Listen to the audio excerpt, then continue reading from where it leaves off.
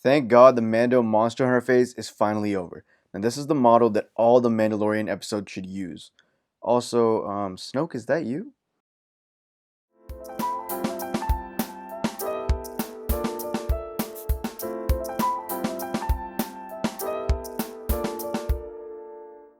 What is going on, everybody? Welcome to this week's edition of the Mandalorian episode reviews. I decided to take the last week off from reviews because I wanted to see if it was even worth it.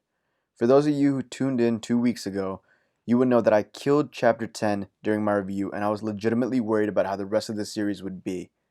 Luckily, the mouse himself has heard our prayers, and I am pleased to announce that these last two episodes were incredible. A lot has happened in these past two episodes, but before we get started, I just want to remind you to like and subscribe to this channel. That really helps us out. Also, if you want to skip the recap and go directly to the review, hit the review timestamp in the description. Alright, so here's what happened. Mando takes the Gecko Lady from Chapter 10 to a planet where he finds Bo-Katan and two other Mandalorians. We also find out that most Mandalorians don't believe in the way like Mando does. Other Mandalorians are allowed to take off their helmets. Mando, Bo-Katan, and the two others go attack an Empire ship in an effort to recover an artifact, which is the Darksaber from Season 1, obviously. In this episode, two very important things happen. Number one, we realize that Moff Gideon is still running the show, and number two is that Bo-Katan tells Mando where Ahsoka Tano is. This is all teasing an episode coming this upcoming Friday, rumored to be titled The Jedi. Mando then leaves for Navarro, and that's where Chapter 11 ends and Chapter 12 begins. At the beginning of Chapter 12, Mando reaches Navarro, where he meets up with his old friends Cara Dune and Greef Karga. Carl Weathers, who plays Karga, directed this episode, and he did an excellent job. In this episode, Mando, Cara, and Greef go on a sort of side quest while the Mando's ship gets repaired. They all go to attack an Imperial lab where they find out that Moff Gideon is still alive.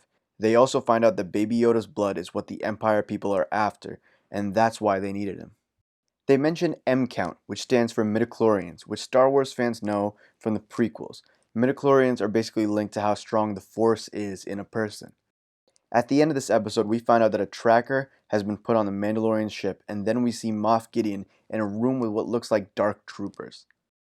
Back to the lab for a sec, I couldn't really tell what exactly was going on and who needed the blood, but it looks like this whole story might be leading up to either the creation of Snoke or the resurrection of Palpatine, but I'm leaning towards Snoke. If you saw The Rise of Skywalker, you're probably aware that Palpatine said that he created Snoke in that movie. And even though this channel and most people in general usually hate on the sequels, I'm really glad they seem to be tying this all together. So I think it's safe to say that The Mandalorian seems to be back on track, and it looks like the next few episodes are going to be even better than before. I personally feel that both Chapter 11 and Chapter 12 should be on everyone's top 5 Mandalorian episode list, and for me they're both top 3 episodes. Chapter 12 was the best of this season in my opinion because of how well it was done. They really made it special with the shootouts and the chase scenes, followed by the Mandalorian swooping in for the last minute save in classic Star Wars fashion. I could not be more excited for Chapter 13, which is rumored to feature Ahsoka, played by Rosario Dawson, and I think it'll also feature Moff Gideon, who is said to have a really epic duel coming up. Anyhow, as always, I would love to know what you think, so drop a comment down below with your thoughts. If you enjoyed this video, like, subscribe, and comment with your thoughts. By supporting this channel, you're allowing us to keep making this great content and keep Spectre React going. Thanks for watching, and peace out.